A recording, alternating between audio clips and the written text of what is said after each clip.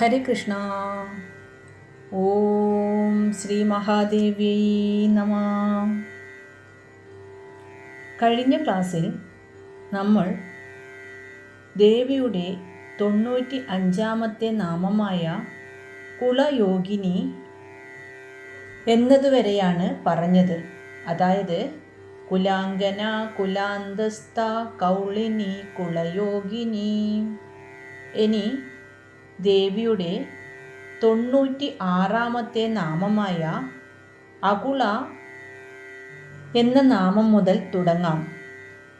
അകുള മുൻ നാമങ്ങളിൽ ശക്തി, അതായത് കൗളമാർഗത്തെക്കുറിച്ച് വിശദീകരിച്ചതിന് ശേഷം ഈ നാമം ശക്തിക്ക് അടിസ്ഥാനമായ ശിവതത്വത്തെയാണ് സൂചിപ്പിക്കുന്നത്. അകുള എന്നാൽ അകുളമായവൾ അഥവാ ശിവതത്വം സ്വരൂപമായവളാണ് ദേവി. തന്ത്രശാസ്ത്രത്തിൽ പ്രപഞ്ചത്തിലെ തത്വങ്ങളെ രണ്ടായി തിരിക്കുന്നു. ഒന്ന് കുളം, ശക്തി, ചലനാത്മകമായതും സൃഷ്ടികർമ്മങ്ങളിൽ ഏർപ്പെടുന്നതുമായ തത്വം. രണ്ട് അകുളം എന്നാൽ ശിവൻ, നിശ്ചലമായതും മാറ്റമില്ലാത്തതുമായ പരമമായ ബോധം. ഈ നാമം കൊണ്ട് ഉദ്ദേശിക്കുന്നത് ദേവി ശക്തിയുടെ സ്വരൂപമായിരിക്കുമ്പോൾ തന്നെ അതിൻ്റെ അടിസ്ഥാനമായ നിശ്ചലമായ ബോധം കൂടിയാണ് എന്നാണ്.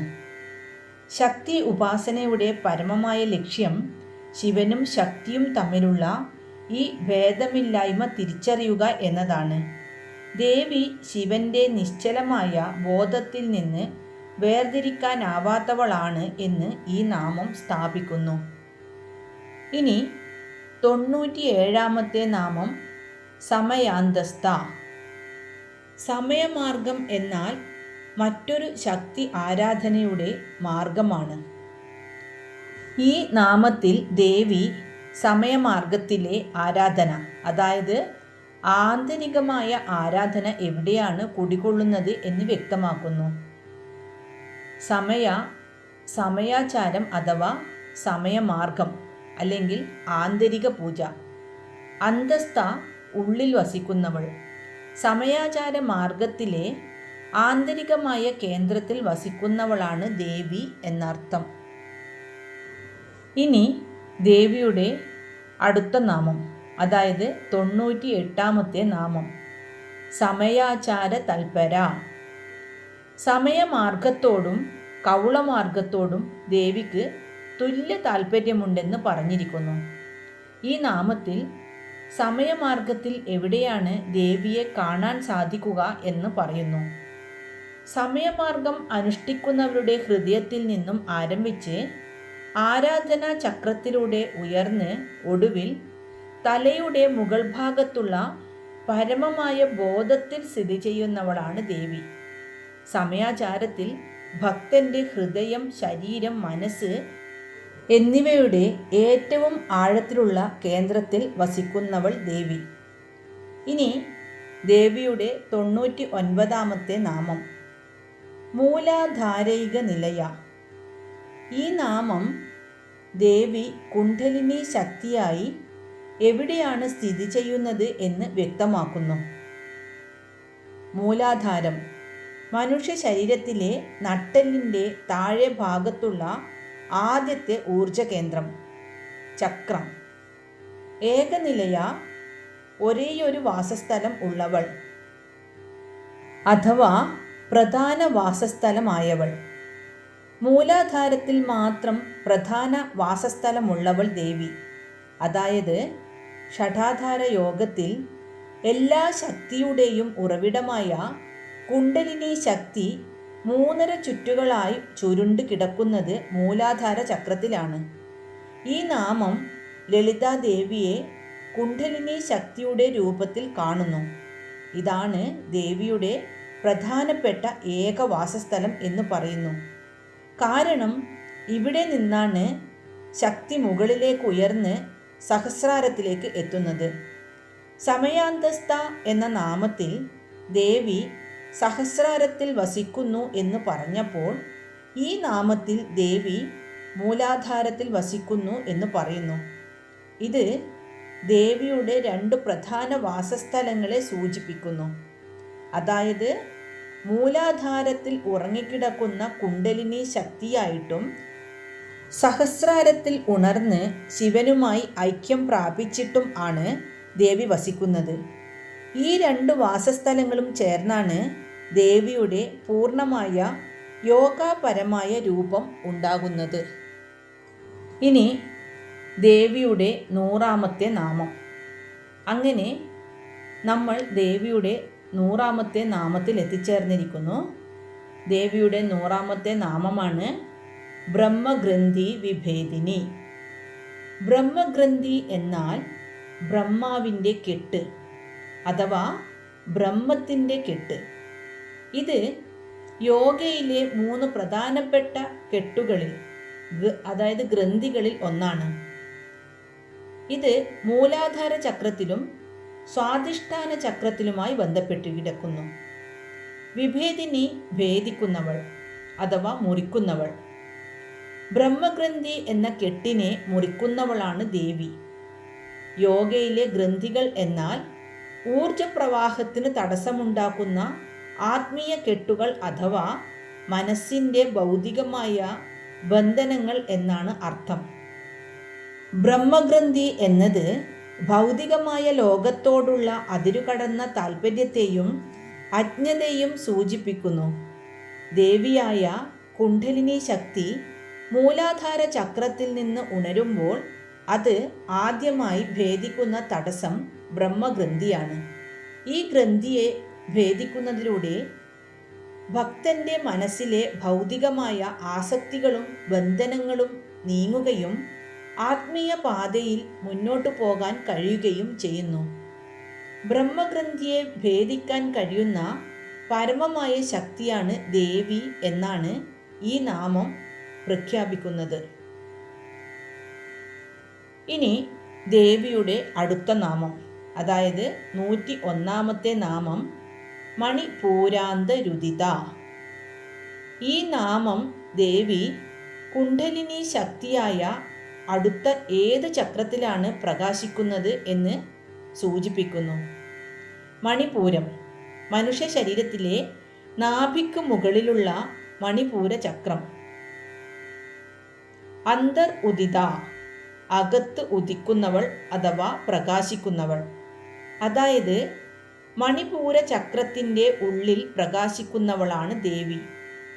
ബ്രഹ്മഗ്രന്ഥിയെ ഭേദിച്ചതിനു ശേഷം കുണ്ഡലിനി ശക്തി മൂലാധാരം, സ്വാധിഷ്ഠാനം എന്നീ ചക്രങ്ങൾ കടന്ന് അടുത്തതായി എത്തിച്ചേരുന്നത് മണിപൂര ചക്രത്തിലാണ്. മണിപൂര ചക്രം അഗ്നിയുടെ തത്വത്തെ പ്രതിനിധീകരിക്കുന്നു. ഇവിടെ ദേവി പ്രകാശിക്കുമ്പോൾ ഭക്തൻ്റെ ശരീരത്തിലെ അഗ്നിതത്വം സജീവമാവുകയും ദഹനശക്തിയും ആത്മവിശ്വാസവും ഊർജ്ജസ്വലതയും വർദ്ധിക്കുകയും ചെയ്യുന്നു. അതായത് സൂര്യൻ ഉദിക്കുന്നത് പോലെ മണിപൂര ചക്രത്തിൽ നിന്ന് ദേവി ഉണർന്നെഴുന്നേൽക്കുന്നു. അപ്പോൾ ഈ ചക്രത്തിൽ ദേവിയുടെ സാന്നിധ്യം അനുഭവപ്പെടാൻ തുടങ്ങുന്നു. ഈ നാമത്തിൽ ദേവി തൻ്റെ ആന്തരിക യോഗപരമായ യാത്രയിൽ അടുത്ത ഘട്ടം പ്രഖ്യാപിച്ചു എന്ന് സൂചിപ്പിക്കുന്നു. ഇനി ദേവിയുടെ 102ാമത്തെ നാമം വിഷ്ണുഗ്രന്ഥി വിഭേദിനി. ഈ നാമം ദേവി കുണ്ഡലിനി ശക്തിയായി ഭേദിക്കുന്ന 2ാമത്തെ പ്രധാന കെട്ടിനെ അഥവാ ഗ്രന്ഥിയെ സൂചിപ്പിക്കുന്നു. വിഷ്ണുഗ്രന്ഥി വിഷ്ണുവിൻ്റെ കെട്ട് അഥവാ 2ാമത്തെ ഗ്രന്ഥി. ആ 2ാമത്തെ ഗ്രന്ഥിയെ ഭേദിക്കുന്നവൾ. ഇത് പ്രധാനമായും അനാഹത ചക്രത്തെ, അതായത് ഹൃദയചക്രം, ആ അനാഹത ചക്രവുമായി ബന്ധപ്പെട്ട് കിടക്കുന്നു. ബ്രഹ്മഗ്രന്ഥിയെ ഭേദിച്ച് മണിപൂരക ചക്രത്തിൽ പ്രകാശിച്ച ശേഷം കുണ്ഡലിനി ശക്തി അടുത്തതായി എത്തിച്ചേരുന്നത് അനാഹത ചക്രത്തിലാണ്. വിഷ്ണുഗ്രന്ഥി എന്നത് വൈകാരിക ബന്ധനങ്ങളെയും തൻ്റേതെന്ന ഭാവത്തെയും അതുമായി ബന്ധപ്പെട്ട ഭയങ്ങളെയും സൂചിപ്പിക്കുന്നു. ഈ കെട്ട് ഹൃദയത്തെയും മണിപൂര ചക്രത്തെയും ബാധിക്കുന്നു. ഈ ഗ്രന്ഥിയെ ഭേദിക്കുമ്പോൾ ഭക്തന്റെ മനസ്സ് വൈകാരികമായ ബന്ധങ്ങളിൽ നിന്ന് മോചനം നേടുകയും നിരുപാധികമായ സ്നേഹം, കാരുണ്യം എന്നിവ അനുഭവിക്കുകയും ചെയ്യുന്നു. ദേവി ഈ രണ്ടാമത്തെ കെട്ടിനെ ഭേദിക്കുന്നത് ഭക്തന് സ്നേഹത്തിൻ്റെയും സമർപ്പണത്തിൻ്റെയും തലത്തിലേക്ക് ഉയരാൻ കഴിയും എന്ന് സൂചിപ്പിക്കുന്നു. ഇനി ദേവിയുടെ 103 നാമം ആജ്ഞാചക്രാന്തരാളസ്ഥ. ഈ നാമം ദേവി കുണ്ടലിനി ശക്തിയായി അടുത്ത ഏത് ചക്രത്തിലാണ് സ്ഥിതി ചെയ്യുന്നത് എന്ന് സൂചിപ്പിക്കുന്നു. ആജ്ഞാചക്രം പുരികങ്ങൾക്ക് മധ്യേ, അതായത് ഭ്രൂമധ്യത്തിലുള്ള ആജ്ഞാചക്രം. ആന്തരാളസ്ഥ ഇടയിൽ സ്ഥിതി ചെയ്യുന്നവൾ അഥവാ ഉള്ളിൽ സ്ഥിതി ചെയ്യുന്നവൾ, അതായത് മനസ്സിൻ്റെയും ബോധത്തിൻ്റെയും കേന്ദ്രമാണ് ആജ്ഞാചക്രം. ഇത് ശിവതത്വവുമായി ബന്ധപ്പെട്ടിരിക്കുന്നു. ഇവിടെയാണ് ഗുരുവിൻ്റെ ആജ്ഞകൾ സ്വീകരിക്കുന്നത്. ദേവി ഈ ചക്രത്തിൽ പ്രകാശിക്കുമ്പോൾ ഭക്തന് ദിവ്യമായ ജ്ഞാനവും നേരിട്ടുള്ള ഉൾക്കാഴ്ചയും ലഭിക്കുന്നു. ഈ ഘട്ടത്തിൽ ഭക്തൻ സാധാരണ മനസ്സിൽ നിന്നും മോചിതനായി ഉയർന്ന തലത്തിലേക്ക് പ്രവേശിക്കുന്നു. ഇനി ദേവിയുടെ അടുത്ത നാമം 104 നാമം രുദ്രഗ്രന്ഥി വിഭേദിനി. ഈ നാമം ദേവി കുണ്ഡലിനി ശക്തിയായി ഭേദിക്കുന്ന മൂന്നാമത്തെയും അവസാനത്തെയും പ്രധാന കെട്ടിനെ സൂചിപ്പിക്കുന്നു. രുദ്രഗ്രന്ഥി, രുദ്രൻ്റെ അഥവാ ശിവൻ്റെ കെട്ട്. ഇത് പ്രധാനമായും ആജ്ഞാചക്രത്തിലും അതിനു മുകളിലുള്ള സഹസ്രാര ചക്രത്തിലുമായി ബന്ധപ്പെട്ട് കിടക്കുന്നു.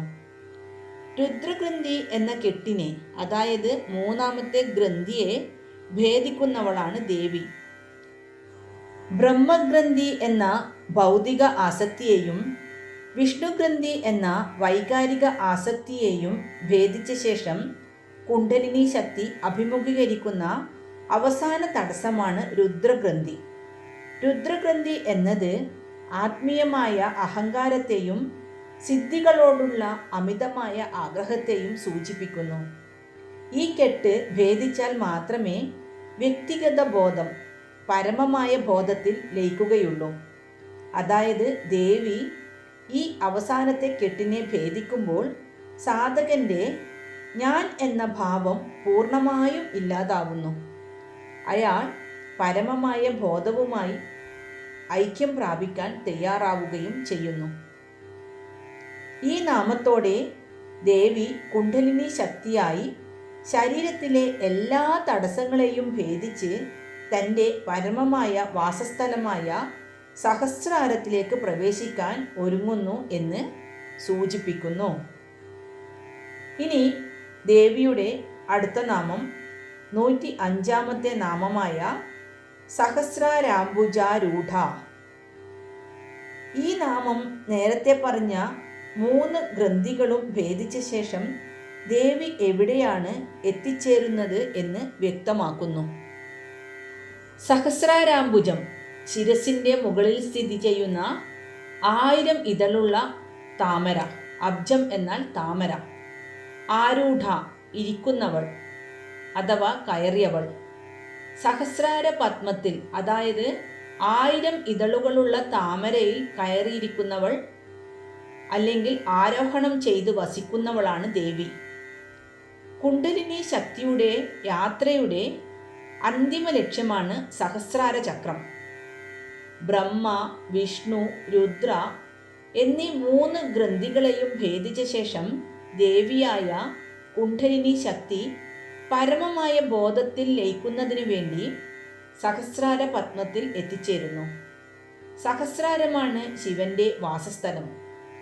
ഇവിടെ ദേവി ശിവനുമായി വീണ്ടും ചേരുമ്പോൾ, അതായത് അകുളം കൗളവുമായി ചേരുമ്പോൾ സാധകൻ സമാധി എന്ന പരമമായ ആനന്ദാവസ്ഥയിൽ എത്തുന്നു. ഈ നാമത്തോടെ ദേവി ഭക്തന്റെ ശരീരത്തിലെ ഏറ്റവും ഉയർന്നതും ദിവ്യവുമായ തലത്തിൽ വസിക്കുന്നു എന്നും ഈ തലത്തിലേക്ക് എത്താൻ അവൾ തന്നെ വഴികാട്ടുന്നു എന്നും വ്യക്തമാക്കുന്നു. ഇനി ദേവിയുടെ 106-ാമത്തെ നാമമായ സുധാ സാരാഭിവർഷിണി. ഈ നാമം സഹസ്രാരത്തിൽ എത്തിയ ശേഷം ദേവി ചെയ്യുന്നതിനെ സൂചിപ്പിക്കുന്നു. സുധ എന്നാൽ അമൃത്, സാരം പ്രവാഹം, അഭിവർഷിണി വർഷിക്കുന്നവൾ, ചൊരിയുന്നവൾ. അതായത് അമൃതിൻ്റെ പ്രവാഹത്തെ വർഷിക്കുന്നവളാണ് ദേവി. ദേവി സഹസ്രാരത്തിൽ എത്തിച്ചേർന്ന് ശിവനുമായി ഐക്യം പ്രാപിക്കുമ്പോൾ അവിടെ നിന്ന് ശരീരത്തിലേക്ക് തിരിച്ചു ഒഴുകുന്ന ദിവ്യമായ ഊർജത്തെയാണ് ഈ നാമം സൂചിപ്പിക്കുന്നത്. ഈ അമൃതിൻ്റെ വർഷം ഭക്തരുടെ എല്ലാ ക്ലേശങ്ങളെയും ദുരിതങ്ങളെയും ഇല്ലാതാക്കി അവർക്ക് ജ്ഞാനവും ശാന്തിയും നൽകുന്ന ദേവിയുടെ പരമമായ അനുഗ്രഹത്തെയാണ് സൂചിപ്പിക്കുന്നത്.